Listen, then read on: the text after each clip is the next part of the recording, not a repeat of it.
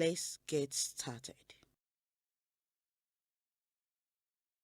Do you know the parable of the blind man touching an elephant? Each man feels a different part of the elephant's body, but only one part, such as the side or the tusk. They then describe the elephant based on their limited experience. Their descriptions differ.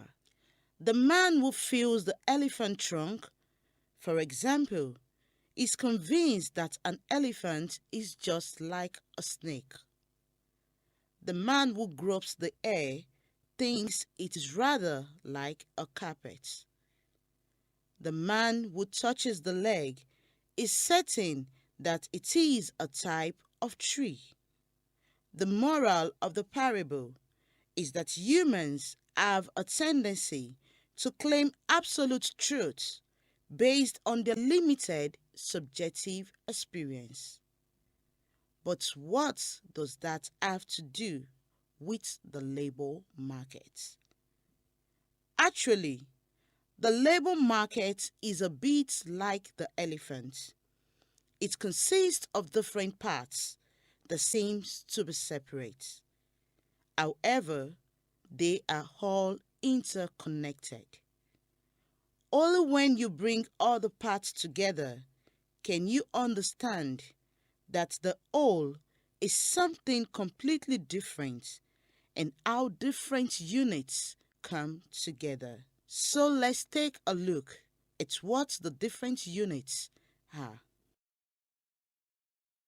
A comprehensive view of the labor market is provided by the three-pillar approach. This is based on the assumption that we need to consider the whole labor market to avoid isolated interventions. The three main pillars are located under a rooftop, which contains the framework conditions. Framework conditions are, for example, political factors, such as the existence of policies and their implementation, guided by laws and regulations. Macroeconomic factors that affect the entire economy, not just business, for example, unemployment rates, and the business environment, such as infrastructure conditions for doing business. In that sense, framework conditions provide the setting for the three pillars. The first pillar is the labor demand side. It looks at recruiting companies and possibilities for self-employment. Which economic sectors are there? How important are they? And how are they developing? Can trained people find a job? This question leads us to the supply side of labor. The labor supply looks at the education training system. Do people have the right qualification to find a job? The guiding question about in how far trained people finding a job remains the same as in the demand side. This is also true for the third pillar in the middle, the matching of demand and supply. Do employers and job seekers meet? Do they know each other? Do they know they exist? Do job seekers know where to find employment? And do people who want to start their business know the market demand in their field? Based on the findings, recommendations are drawn. They can be short, mid, or long term. The recommendations form the foundation of a healthy labor market house. So where does the orange sector come in? Well, first of all, the orange sector is a sector, so it would be rather dealt with on the demand side of the labor market. But we can also analyze the whole labor market for only one sector. That would then be a sectoral labor market assessment. We can already see that there are different types of labor market assessments.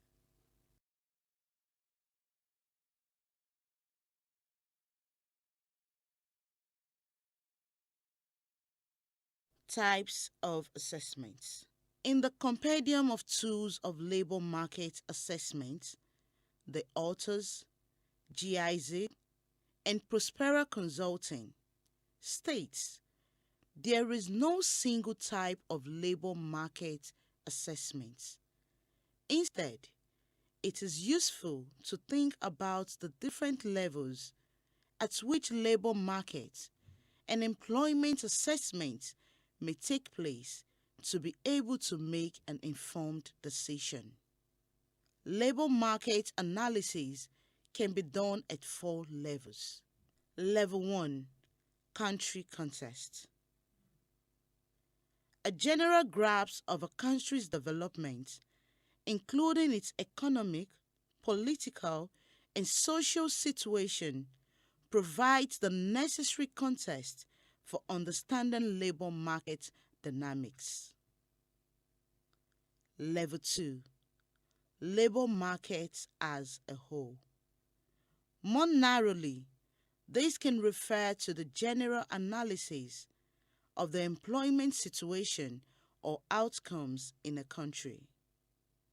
Alternatively, or even complementary, it can provide a holistic understanding of the labor markets, including its key determinants in terms of supply, demand, and matching based on the 3-pillar approach.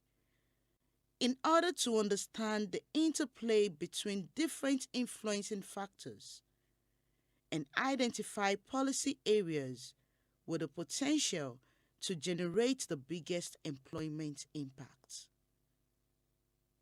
The aspect of a holistic understanding is crucial to fully grasp the dimensions of a labor market, even if we concentrate on the specific aspects afterwards. Level 3. Selected components of the labor market. Given the broad range of factors influencing the labor market, some types of assessments focus on specific elements related to either supply or demand or matching. Many types of assessments, for example, assessments related to the quality of education or the ease of doing business, are conducted at this level. Level 4. Specific labor market dimensions of interest. In practice, targeted interventions to promote employment and decent work typically have very specific information needs. For instance, which sectors have the highest employment potential? What employment barriers does a selected target group face? Or what is the employment potential in the orange sector? To all that, another dimension is added: the territorial approach. Is the labor market assessment for a region, a country, or subnational territories like a province or even a municipality? The orange sector would be a part of Level 4, a specific labor market dimension of interest. The orange sector is a very new sector. The name was invented in 2011 only, and it is not a typical sector. A typical sector would be around an economic activity, for example, agriculture, tourism, or construction. The orange sector is broadly defined as creative economy, and is found in several economic sectors. But we come to that later when we talk about the labor demand side.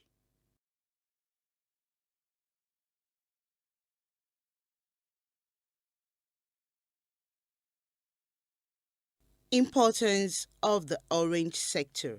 At this point, let us keep in mind that according to OECD, the orange sector is a significant driver of local development through job creation and income creation, and generates important spillovers for the overall economy.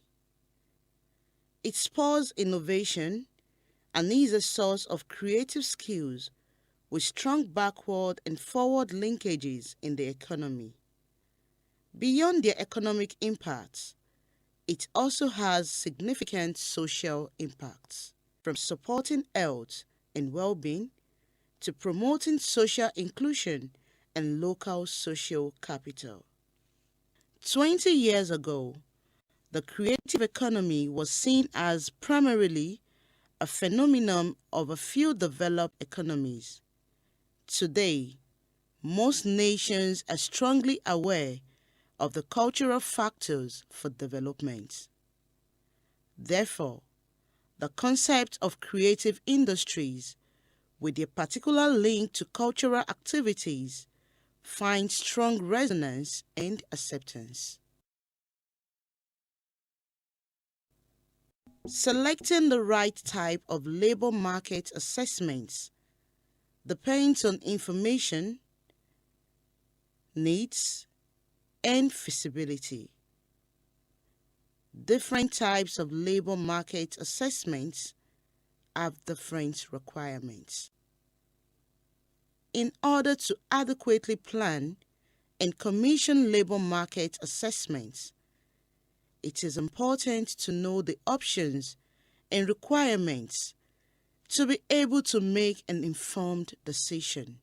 We will come back to that when we talk about info collection in Nugget. In the meantime, if you would already like to dig a bit deeper into the topic, we recommend a video clip on the labor market, a detailed compendium of tools of labor markets, assessment by the VET toolbox, and more information on the orange sector by OECD for a start. We will suggest further resources in the following nuggets.